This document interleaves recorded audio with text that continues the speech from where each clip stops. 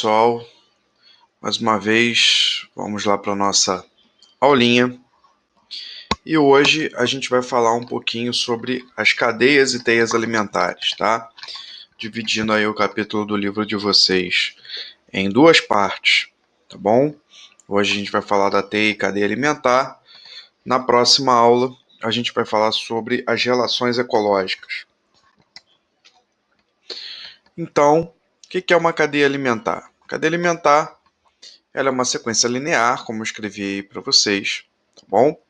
Que representa relações alimentares entre os seres vivos, né? Então, eu tenho um ser vivo que ele serve de alimento para outro, que esse outro ser vivo serve de alimento para o outro e por assim vai, tá bom? Só que não é só, né, a cadeia alimentar, ela não é só um esquema para eu mostrar o que acontece, né, como um ser vivo se alimenta. Ela vai representar, dentro dessas relações alimentares, o fluxo de matéria, né, de componentes orgânicos, químicos e energia, tá bom? Que vai passar de um ser vivo para o outro. Então, dentro de uma cadeia alimentar, a gente vai ter ali, né, se a gente voltar aqui nesse... Opa, voltei demais. Se a gente voltar aqui nesse esquema, a gente vai ter alguns seres vivos desempenhando papéis. Esses papéis nós chamamos de níveis tróficos, tá bom? Então, o nível trófico, ele é a função, entre aspas, né, o papel, entre aspas, que esse ser vivo ele vai fazer na cadeia alimentar, tá bom? Então, sempre as cadeias alimentares começam sempre, tá, gente? Frisem bem isso, pelos produtores, tá? Os organismos que ocupam o nicho ecológico de produtor. E o que é um produtor, né? O produtor é um organismo autótrofo, ou seja, ele produz o seu próprio alimento, geralmente através da fotossíntese, e no caso da fotossíntese, ele produz esse alimento com a energia solar, né, utilizando a energia solar, para montar moléculas orgânicas, açúcares que ele vai usar aí para a sua sobrevivência. A gente já falou disso em aulas anteriores, né? O que é a fotossíntese, né? Como as plantas fazem isso. Também fazem isso as algas protistas, são microalgas, e as cianobactérias, tá bom? Então, gente, toda a energia que flui pelas cadeias alimentares vem da onde? Vem do sol, tá? Quando a gente come lá um prato de comida, o que está no arroz, o que está no feijão, o que está no bife, o que está na batata, né, o que está na salada, toda a energia que a gente vai obter desses alimentos, até de origem animal, originalmente ela veio do sol. O sol é a nossa fonte de energia, é a nossa bateria, a bateria da Terra, do planeta Terra, tá bom? Só que essa energia, por exemplo, para a gente pegar energia lá no bife, né, na carne lá do boi, né, essa energia primeiro ela foi transformada em energia química pelos produtores, ou seja, pelas plantas, e as plantas serviram de alimento para o boi, por exemplo. Então a gente está pegando indiretamente essa energia que veio lá das plantas e que as plantas obtiveram diretamente do sol, tá bom? Então esses são os produtores. Próximo nível são os próximos níveis são os consumidores, tá? Consumidor, como a palavra diz, é alguém que consome. Então, é um ser vivo que vai se alimentar de outros ser vivos heterótrofos, tá? Como nós somos heterótrofos, nos encaixamos na cadeia alimentar como indivíduos consumidores, tá? Só que os consumidores, eles têm diferentes níveis, tá bom? Aqui eu coloquei um outro esquema de uma outra cadeia alimentar para a gente poder analisar, né? Por exemplo, o vegetal, ele é o produtor, né? Começa. O grilo, ele come a plantinha aqui. Então ele faz papel, né, o segundo nível trófico aqui, né, o segundo nível trófico, que é o consumidor primário, ou seja, o consumidor primário, ele é o consumidor que se alimenta diretamente dos produtores. Então, por exemplo, quando eu como uma salada, eu estou exercendo o papel de consumidor o quê? Primário, tá? Para aquela espécie de vegetal. Então, o consumidor primário, ele é o quem come, se alimenta diretamente do produtor. E aí depois vem o consumidor, o terceiro nível trófico, que é o consumidor secundário, no caso dessa cadeia aqui, o sapo, porque ele está se alimentando de quem? Do consumidor primário, tá bom? Por exemplo, quando a gente come bife, né, carne de boi, o boi ele se alimentou da grama, então ele era consumidor primário nessa cadeia, ele se alimentou diretamente da grama. Quando eu como bife, eu estou exercendo um papel de quê naquela cadeia? Consumidor secundário, tá bom? Então, o consumidor secundário, ele se alimenta diretamente do consumidor primário. Nessa cadeia aqui, a cobra, né? Tem um desenho de uma naja aqui, uma serpente. A cobra, ela está se alimentando do sapo. Se ela está se alimentando do consumidor secundário, ela se coloca como consumidor terciário. E o gavião, aqui, né? Ele está se alimentando da cobra. Se ele está se alimentando da cobra, que era o consumidor terciário, ele vai ocupar aqui o quinto nível trófico e exercer a função de consumidor quaternário. Ele é o quarto consumidor, quinto nível, porque o primeiro lá era o produtor, tá? Então ele está se alimentando direto do terciário. Ele é o consumidor quaternário. A gente não tem consumidores, um quinto consumidor aqui. Por quê? Isso vocês vão isso vocês vão ver diretamente no ensino médio, tá? Mas a gente fala um pouquinho aqui. Por quê? Falei para vocês que a energia ela flui do sol para as plantas. Só que quando a energia passa de um indivíduo para o outro, ela não passa na sua totalidade. Quando a gente come alguma coisa, né, a gente não consegue extrair toda a energia daquele alimento. Geralmente o que passa de um nível para o outro é só 10%. Então, de toda a energia que tinha aqui no grilo, só 10% passou para o sapo. De toda a energia que tinha no sapo, só 10% passa para a cobra. De toda a energia que tem na cobra, só 10% passa para o gavião. Ou seja, os níveis energéticos vão diminuindo a cada nível trófico. Então não tem energia suficiente para sustentar aqui, ó, um quinto, né? Só nessa cadeia alimentar. Ele precisaria se alimentar de outros níveis, tá bom? Então, a gente só vai ter aí dentro de uma mesma cadeia só 4 níveis de consumidores e aí 5 níveis tróficos no total, contando com os produtores, né? Sem falar dos decompositores que a gente vai ver daqui a pouquinho, tá bom? E aí então os decompositores. Os decompositores, lá na frente, né? A gente vai ver aqui, ó, que todas as setinhas estão apontando para ele aqui, ó, de todos os níveis. Por quê?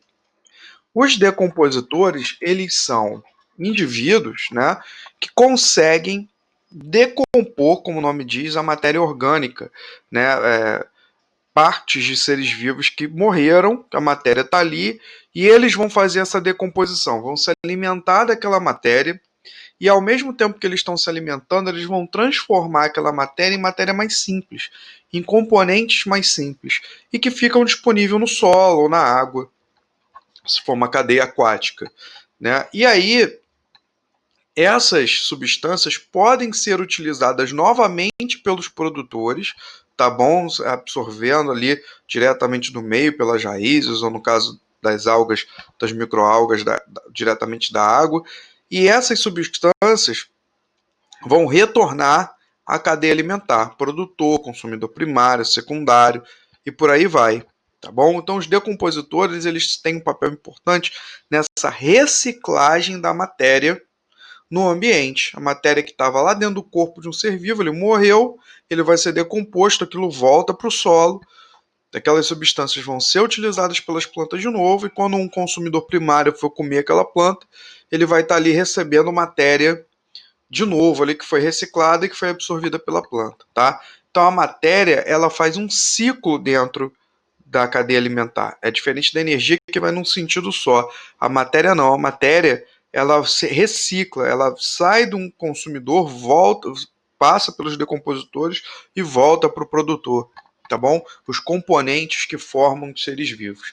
Então, os decompositores, né, que são os fungos e as bactérias, né, na sua maior parte, eles têm um papel fundamental na manutenção da saúde de um ecossistema. Vou dar um outro exemplo rapidinho. Uma floresta como a floresta amazônica, por exemplo, que a gente chama de comunidade clímax. A floresta já cresceu ali, está estabilizada. O solo dessas florestas ele é pobre. Aí a gente pode pensar, poxa, mas esse solo é pobre, como é que a gente tem uma floresta inteira vivendo ali? Por que não morre? Porque as folhas que caem das árvores, os animais que vão morrendo ali são decompostos pelos decompositores e aqueles nutrientes voltam para o solo e são reutilizados pelas plantas. Então, mesmo com o solo, que geralmente ele não é muito rico, essa reciclagem de matéria é suficiente para poder manter viva ali a floresta. Daí a importância dos decompositores. Então, no ambiente, a gente não tem só aquela cadeia alimentar bonitinha, né? A plantinha que o grilo comeu, que o sapo comeu, porque no ambiente, um indivíduo ele pode participar de várias cadeias alimentares ao mesmo tempo. Só pensar no nosso prato de comida, a gente tem ali uma salada, a gente tem ali o arroz, a gente tem ali um bife. Então a gente está participando ao mesmo tempo ali de várias cadeias alimentares, a gente está se alimentando de alimentos de origens diferentes ali. No ambiente também é a mesma coisa. A gente tem então no ambiente um conjunto de várias cadeias alimentares que estão interagindo entre si. Os indivíduos estão participando de mais de uma cadeia alimentar. E aí a gente vai ter o que a gente chama de teia alimentar, né? A gente tem um exemplo aqui, ó. Deixa eu sair esse negocinho, a barra ali do Loom. Ali embaixo vocês vão ver que todo mundo é decomposto, né? Que os decompositores eles vão participar de todas essas cadeias alimentares ao mesmo tempo. Mas a gente vai ter aqui, ó, por exemplo, pegar aqui a onça. A onça está participando dessa cadeia aqui, ó. Planta, coelho e onça. Tá? Só que a onça também está participando de outra cadeia aqui, ó. Planta, tartaruga e onça. A onça está participando também de planta. Tem um outro animal que acabou que a foto saiu cortada. E onça também. Tá? Então, todas essas cadeias, a onça está participando. A raposa aqui também. Ó. A raposa participa de uma cadeia com o coelho. A raposa também participa de uma cadeia com esse outro mamífero aqui. Tá? Por exemplo, a andorinha. A andorinha participa da cadeia planta, gafanhoto, andorinha, mas também participa da cadeia planta, gafanhoto, besouro e andorinha. Então ela pode ser tanto um consumidor secundário aqui, como ela pode ser um consumidor terciário aqui se o besouro entrar nessa cadeia.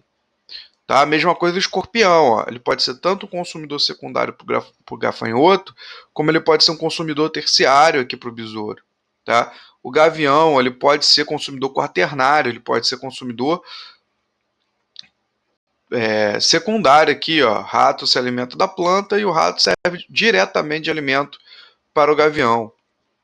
Tá? Então a gente vê que um mesmo indivíduo ele participa de várias cadeias alimentares e isso é o que a gente chama de uma teia alimentar. E aí, galera, quais são os impactos que podem ser causados numa cadeia alimentar? Né? Escrevi aqui para vocês que numa cadeia alimentar, imagina um ambiente inalterado, a gente não tem ação humana ali, o ambiente está lá. Né? Se a gente for contar o número de consumidores primários, seus predadores, que são os secundários, predadores dos secundários, que são os terciários, a gente vai ver que o número de indivíduos das populações, tanto de presas como predadores, ela se mantém ali mais ou menos constante, equilibrada, né? Tem poucas variações, mas assim, sempre um predador ele ajuda a controlar a população de presas, né? Elas não conseguem se reproduzir muito porque tem um predador lá para comer. Como as populações de presas também controlam de predadores. Se faltar muita presa, o predador fica com fome e morre. né? Então, os ambientes, as cadeias alimentares, as teias alimentares, elas se equilibram, né, no ambiente.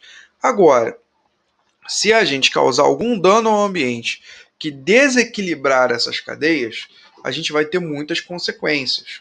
Por exemplo, a poluição pode matar um determinado grupo de animais ou de plantas e que com isso vai faltar alimento para alguém. Ou se eu matar um predador, as presas não vão ter mais o seu predador e vão começar a se reproduzir muito e vão comer, né, muito mais o seu alimento, podendo causar escassez de uma outra espécie, tá bom?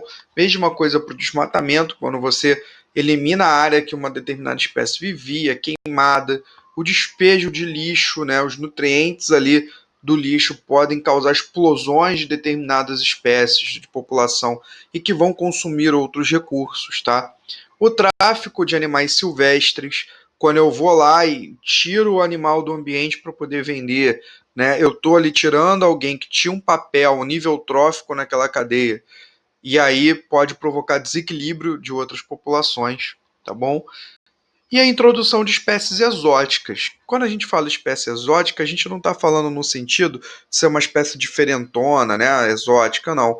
Espécie exótica é a espécie que não pertence àquele ambiente, e aí eu, de alguma maneira, eu colaboro para que aquela espécie chegue àquele ambiente do qual ela não pertence, e se ela se adaptar bem ali, ela pode provocar um desequilíbrio. Primeiro, vamos pensar aqui, por exemplo, numa espécie exótica que a gente tem aqui no Rio de Janeiro, que é o mosquito Aedes aegypti. O Aedes aegypti é um mosquito africano, né? Quando ele veio para cá, em navios, né, em dois momentos aí na história do Rio de Janeiro, o que aconteceu? Ele encontrou um ambiente quente e úmido que ele podia se reproduzir, ele encontrou alimento, né, a gente se alimenta também de seiva de árvore, mas também as fêmeas quando estão grávidas de sangue humano, só que como ele era uma espécie desconhecida, ele chegou aqui e não encontrou predadores naturais para ele. Então o que acontece? A população de mosquitos Aedes aegypti ela aumentou pra caramba, e como ele é um vetor de doenças, hoje ele causa problemas para gente. Tá? Esse é um exemplo de perigo que as espécies exóticas causam. Lá na Austrália, se vocês procurarem no Google, né, os felinos, os gatos domésticos, eles voltaram para a natureza lá, se adaptaram ao ambiente, voltaram a ser selvagens e eles começaram a atacar os roedores naturais ali da Austrália. Eles provocaram já a extinção de várias espécies. Eles são um problema ambiental na Austrália hoje, os gatos, né? Então, é uma introdução de uma espécie exótica. E eu coloquei aqui para vocês o link de um vídeo, né? Por isso que tem a foto do lobo aqui, que mostra, né, a importância do controle da cadeia trófica, né, das cadeias alimentares no ambiente, que é a história real da reintrodução dos lobos no Parque de Yellowstone, nos Estados Unidos. Tá? Os lobos, eles são predadores de topo de cadeia alimentar, estão lá no nível terciário, quaternário das cadeias, tá bom? E eles foram perseguidos, né, por fazendeiros que viviam ali em volta, e eles ficaram ausentes do parque por 70 anos. E como tirou ali o predador de topo, causou um desequilíbrio em todas as espécies abaixo, inclusive nas plantas, inclusive até na forma dos rios, né?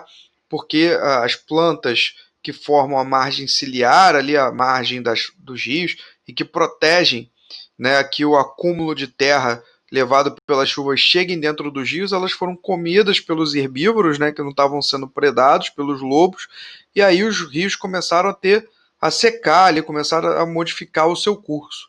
E a reintrodução dos lobos, anos mais tarde, modificou o parque completamente, as espécies, né? Muitas voltaram, os rios melhoraram. Então, assim, só de você reequilibrar a cadeia alimentar, você já teve toda uma mudança na natureza ali. Então, é muito importante que após, né, o nosso vídeo, vocês vejam lá o link, eu vou deixar lá na plataforma também, vejam esse vídeo, é um vídeo curtinho, de uns 4 minutos, tá bom?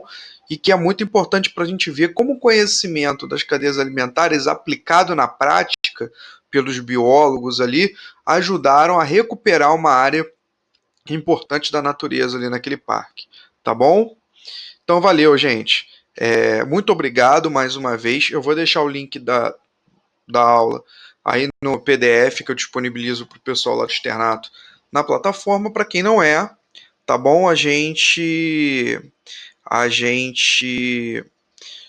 Vocês podem perguntar lá na descrição dos vídeos, tá? Para tirar as dúvidas. Então, galera, valeu, um abraço e até a nossa próxima aulinha.